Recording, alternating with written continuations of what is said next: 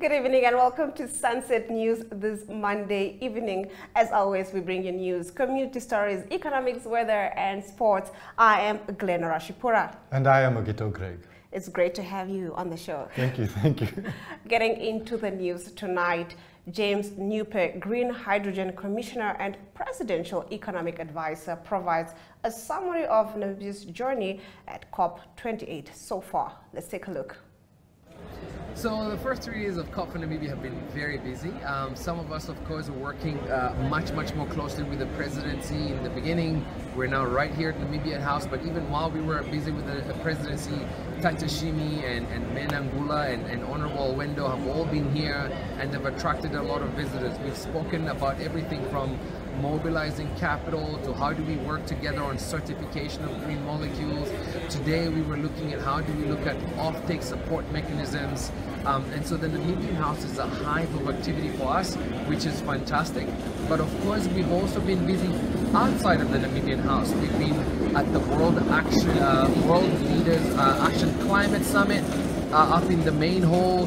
Yesterday we actually presented alongside the EU President Ursula von der Leyen, and the Vice President of the United States, Kamala Harris, was there on stage with our own president, where we made a global pledge to accelerate the deployment of renewable energy. We of course attended the G77 summit, which is of course really headed by Cuba at the moment, where the president, and China was there as well. And so as Namibia, we were showing solidarity with the people of Palestine, all the way with partnering from Japan. We had the governor of the Japanese Bank for International Cooperation was at the Namibian House yesterday, and they signed an MOU with the Minister of Finance to collaborate on mobilizing concessionary capital into Namibia to build some of these assets. So really, Namibia, by far, colleagues, we are a global company, a global country today. We're doing business from east to west, north to south, and it's really an exciting time to be a citizen. And so I'm very excited to be here, to be doing some of this work on your behalf.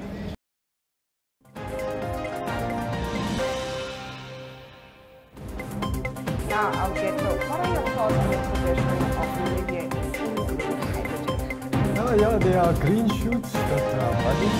If you look recently, there was the groundbreaking of the Dauris Green Village, and Cleanergy is also progressing. In fact, this month they might be receiving their electrolyzer, although they are careful to say that it takes a lot of different parts to get the thing together, so they're only talking about sometime in the middle of next year, 2024.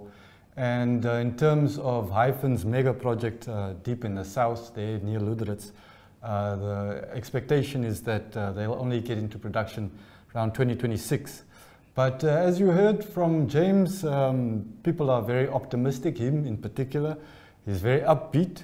And a lot of the pieces are falling into place. I think it's possible that we will realize this far-fetched dream. Yes, and recently I read in the news that we're also moving towards having electric cars. At least by 2030 we should have electric cars. I think we're one step at a time. One step at a time. One step at a time, indeed. Now, in our next story, the Venture Country Club and Resort reported generating a profit of $15.2 million Namibian, the highest ever since 2014. The WCCR also declared a dividend of $20 million Namibian to the government. Its board's chairperson, Dr. Evan Simata, said. Let's take a look. I'm thrilled to report that our efforts and strategic initiatives have borne fruit, leading to a profit of $15.3 million in the 2023 financial year. This marks the highest profit our business has recorded since 2014. Thank you very much. Our commitment to fiscal prudence and responsibility is evident in the well-maintained operating costs, with no extraordinary expenditure recorded.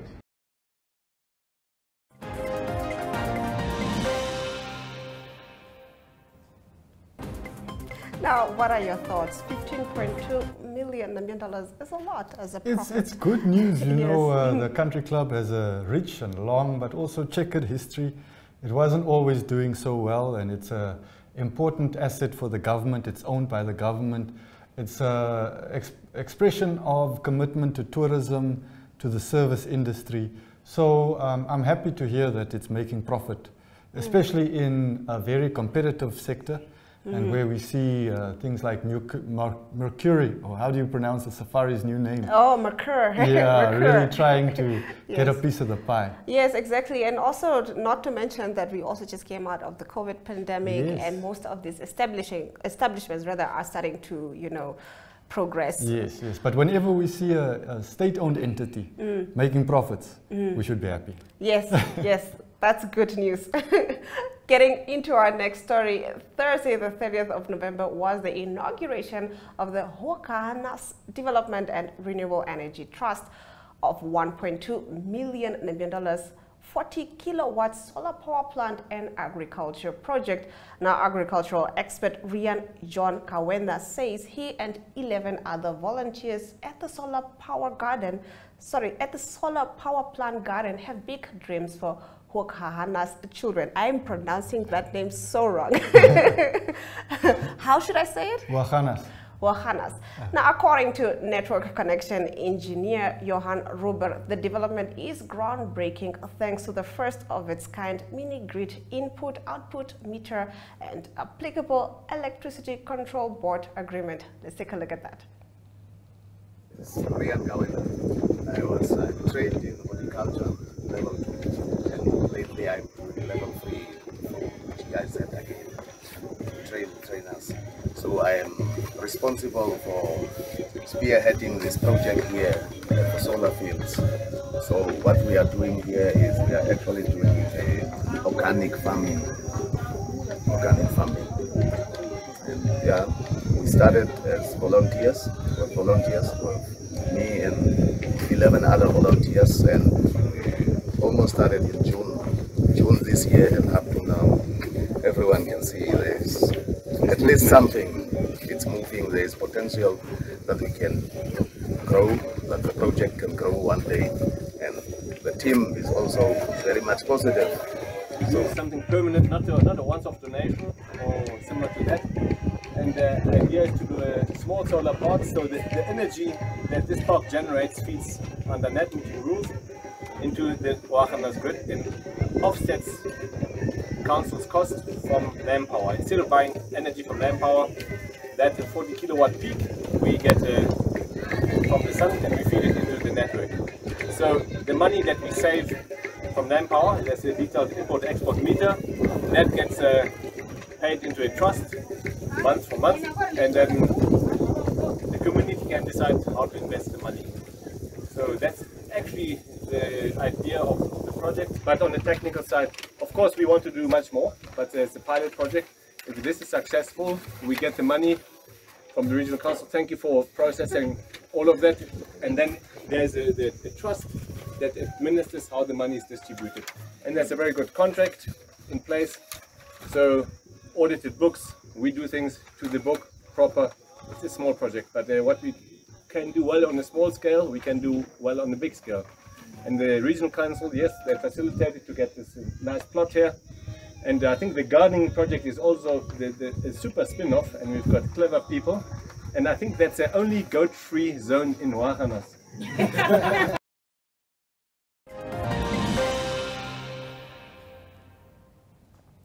Now, Algeto, you were at the event. What are your thoughts on the development and the Renewable Energy Trust? I think it's a very good development for Wahanas.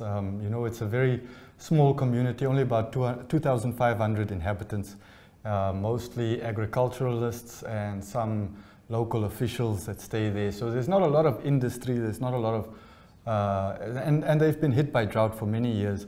So although the water problems aren't quite solved yet, this is a unique project because it collaborates, or it integrates a garden to grow fresh produce, but also the solar power plant, which with the system that they've pioneered, the agreement with the Electricity Control Board, it means that the meter that is installed, it measures exactly how much power is generated and fed into the grid. And then the regional council, which pays NamPower for power, doesn't have to pay that amount to NamPower because it's not being used, it's being used locally. Oh, I see. And that saving goes straight into the trust, which can be used to develop the community. And at the same time, the power is generated at about 10% less cost, which means that the regional council is also saving some money. And NamPower is also saving because, you know, we're in an energy drought situation in the whole subcontinent, in Namibia included. So this is one happy customer that NamPower doesn't have to feed with electricity. It's got some extra electricity to feed to others. So I think it's a win-win solution that they've pioneered, and it can be established in other small communities around the country. I mean, this power plant only cost them about 1.2 million for the first 40 kilowatt. They want to expand it to 120 kilowatt, but that is not such a huge investment that small communities can't find a way to make it happen for themselves.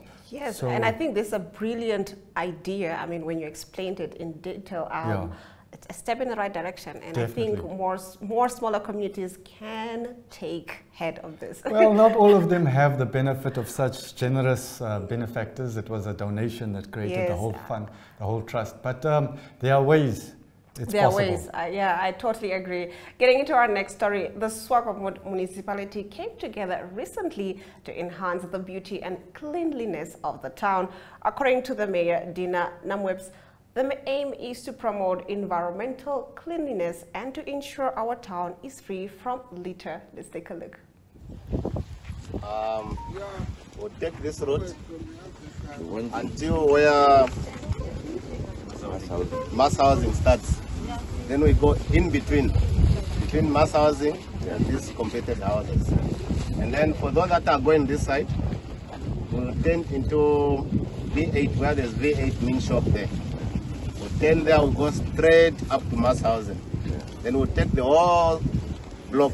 This whole block is the one that the Swakopmund municipality came together to enhance the beauty and cleanliness of the town.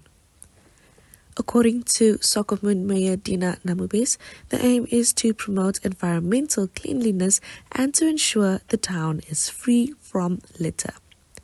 Swakopmund is known as the cleanest city in Namibia. As a tourist attraction hub, it is important to maintain the status quo by continuously working to enhance the beauty of the town. The mayor also took a moment to reflect on the importance of waste reduction and responsible disposal. She mentioned that as we clean up, let's be mindful of our daily habits and strive to minimize our ecological footprints. Small changes in our lifestyle can definitely lead to significant improvements in the long run. She also mentioned that the root causes of litter and waste in the city must be addressed. Education and awareness are essential components for this effort. This cleanup campaign is not just about picking up litter, it's about reclaiming the pride we take in our surroundings. It's about sending a clear message that values the aesthetics of the city and to show dedication to preserving it for generations to come. She continues to mention that small changes in our lifestyle can lead to significant improvements, and we should also address the root causes of litter and waste in our city. Education and awareness are essential components for this effort. She further continues to pledge to support initiatives that promote responsible waste disposal and sustainable living. Having said that, she would like to urge dear residents and visitors alike to avoid public urination. Not too long ago, World Toilet Day was commemorated, and the Council has been working tirelessly to ensure that ablution facilities all around DRC have been placed in.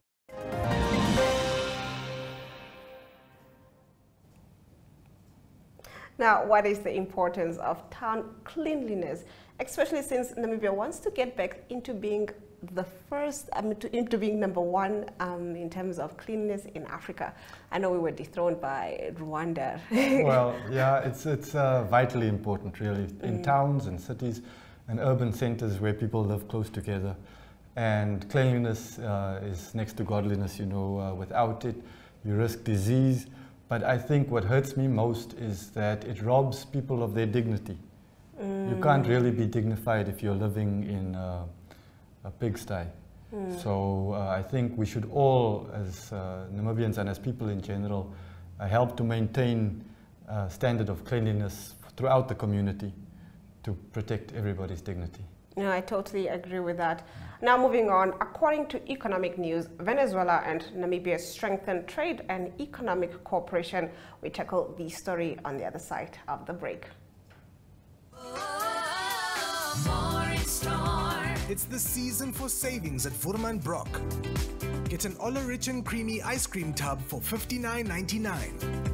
500-gram Rama Original Margarine for $24.99. 2-liter Rietfontein juice or sensation for $37.99. 5 kg Rice King rice for just $89.99. And Huggies Jumbo Packs for only $209.99. See all our specials online at www.voermanbrock.com. We care.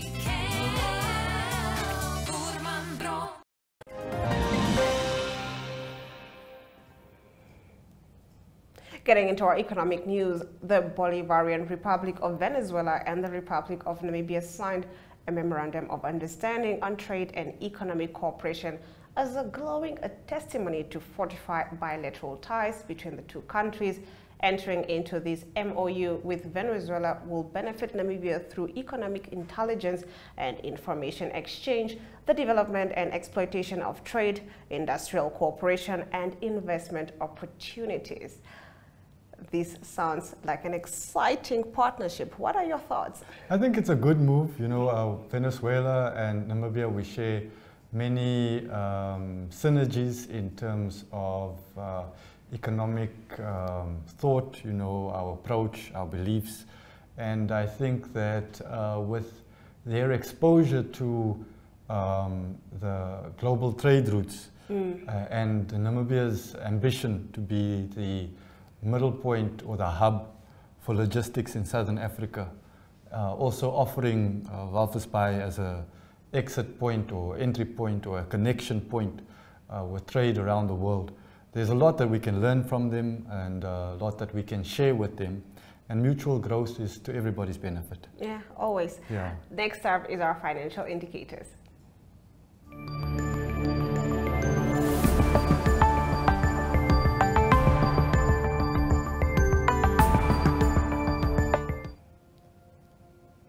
On the commodities market, all major commodities went down, with Brent crude oil trading at 1.30%, going for $78.37 per barrel. The Namibian dollar trades against the British pound at 23.63, against the euro at 20.33, against the US dollar at 18.79. $2 Namibian dollars and 63 cents gets you 1 Chinese yuan. It's the Premier League, all on DSTV. All the goals, clashes, and moments. All of Rashford, Salah, and Saka. Their start is getting better and better and better. All in HD.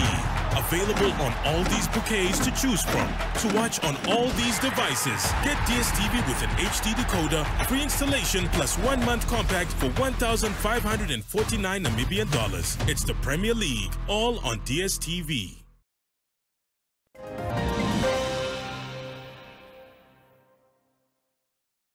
Getting into our international news, there is no plan B for the opening ceremony of the Paris 2024 Olympic Summer Games, the French sports minister said earlier today, after a man armed with a knife and hammer killed a German tourist and left 2 people wounded near the Eiffel Tower this past Saturday. We have no plan B. We have a plan in which there are several sub-plans with a certain number of adjustment variables.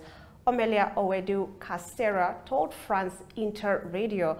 The 26-year-old suspect, a French national arrested after the attack, had pledged allegiance to Islamic State in a video recorded beforehand. Anti-terrorism prosecutor Jean-Francois Ricard said yesterday. Now, the attack occurred on the Quai de Granelle, a spot also included in the plans for the opening ceremony. Asked if the government was mulling a change to its plan to hold the ceremony on the River Seine, with several 100,000 spectators expected along its banks amid the security threats, the minister said it was not being worked on by the government. France has been on high alert since raising its security threshold in October, when a Chechen origin man with a knife killed a teacher in a school in northern France. Some 160 boats will set off on July 26 from the Pont d'Austerlitz for a 6-kilometer journey to the Pont de Lena in an event Tony Estengaud, the head of the organizing committee, described as unique and spectacular. What are your thoughts on this? Yeah, I don't know. I think it's a bit of a storm in a teacup. I mean, the games are only in July. Yes. And the violent crime is not unheard of. Yes, it's maybe not so common for somebody to be so blatant about it, doing it in front of the Eiffel Tower and recording a video beforehand. But all of that is also a little bit suspicious. Do you think? Yeah, you know, we're in the age of weaponized news. It's difficult to know what the real motive is. I think it's good to be cautious. I think so too. You never know what's going to happen. But I look forward to the spectacle of 160 boats going down the river, thousands of people along the banks. It sounds like it's going to be a grand event, yes. But also with the security threats, I'm just wondering. Well, you know, I don't know. I think France doesn't necessarily have to make itself a target of Muslim, Islam, anti-Semite, or, you know, East, West, there in the Middle East, Gaza, Israel. It depends on the government's stance and what it does in public and behind the scenes, I guess. Very, very true. Now, after the break, we'll be getting into the weather predictions. Do stay with Sunset News.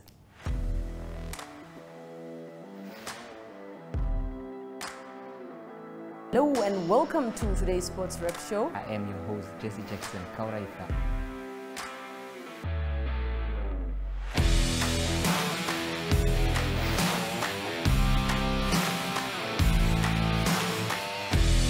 In replay, Namibia, who had won the toss for the first time on this tour. Good day everyone, time for international sports news, starting off with tennis news, both on the WTA for women's and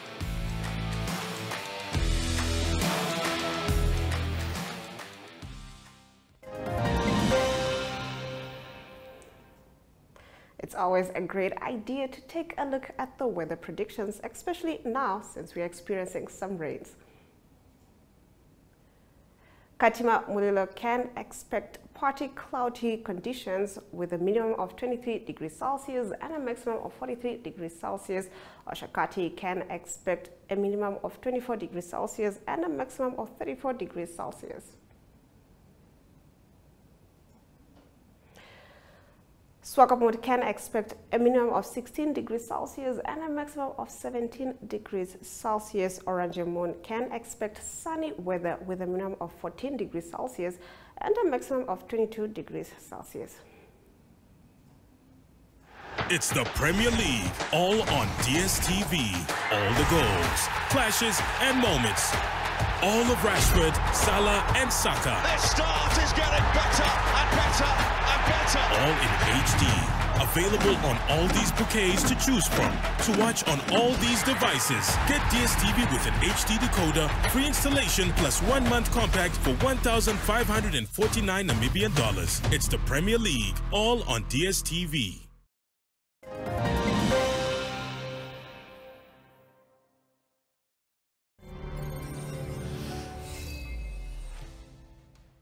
Well, good day, viewers. On today's Sunset News, brought to you by SportsWrap. The Demarine Premiership is back, as we all know, as we saw African Stars secured a 10-0 win over Young Brazilians. We caught up with both captains of both teams, and this is what they had to share. 10 goals in one game. About the team's performance. It's good that we had different scorers today all around the pitch. It's a good indication that we can get goals from anywhere. So, of course, we are very delighted that the rest of other players brought their part today and they got onto the score sheet.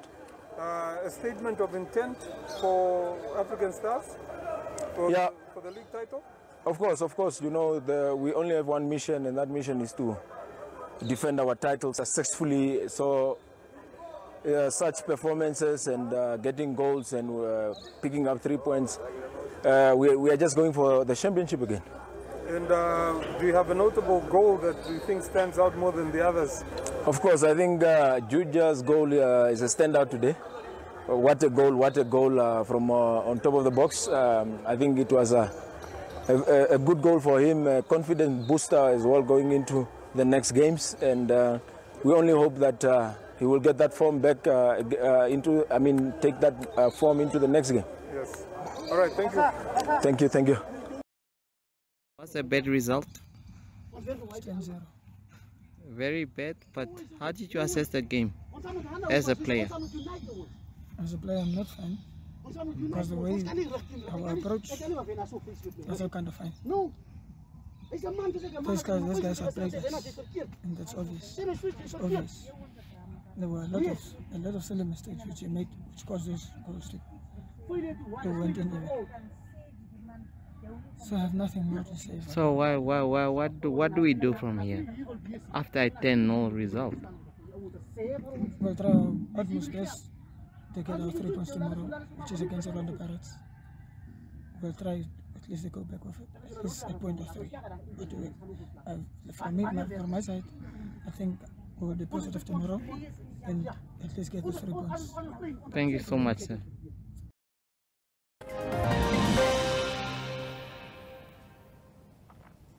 That was Brian with the sports news. And with that, we've come to the end of the broadcast. Thank you so much for joining us. Thank you very much. This evening. From me, Glenn Rashipura, until next time.